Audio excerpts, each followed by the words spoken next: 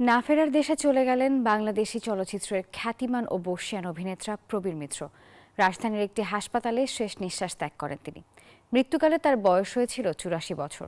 স্বজনরা জানিয়েছেন, সোমবার বাদ-জোহর এফডিসিতে প্রথম জানাজা এবং চ্যানেল আই প্রাঙ্গণে দ্বিতীয় জানাজা শেষে আজিমপুর কবরস্থানে দাফন করা হবে খ্যাতিমান এই অভিনেতাকে।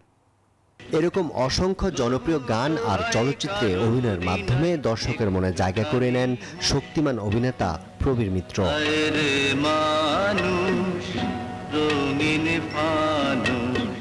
স্কুল জীবনে প্রথমবারের মতো রবীন্দ্রনাথ ঠাকুরের ডাকঘর নামক নাটকের প্রহরীর চরিত্রে অভিনয় করেন তিনি। পরবর্তীতে জলছবি চলচ্চিত্রের মধ্য দিয়ে বড় পর্দায় অভিষেক।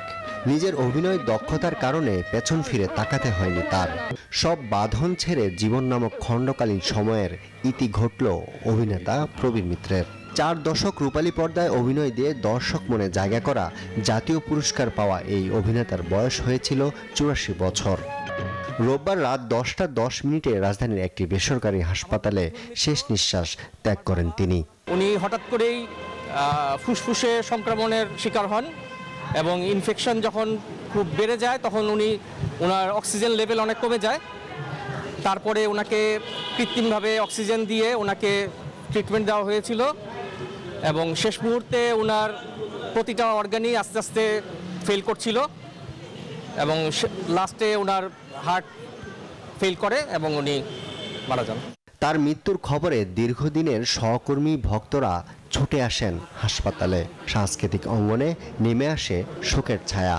কি যে স্নেহ করতেন, কি যে ভালোবাসতেন, বাবার পরও যদি তার ভালোবাসা পেয়ে থাকি, স্নেহ পেয়ে থাকি, সেটা আনোয়ার হোসেন, তারপরে প্রবীর মিত্র।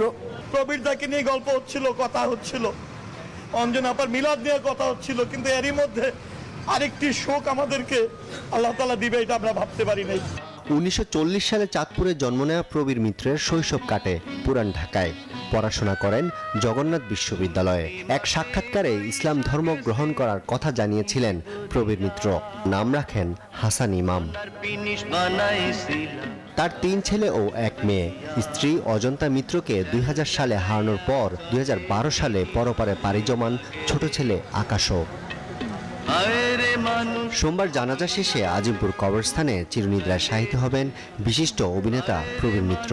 তবে বেঁচে থাকবেন তার রেখে যাওয়া কাজের মাঝে দর্শক হৃদয়ে। আরিফুল ইসলাম, নিউজ 24, ঢাকা।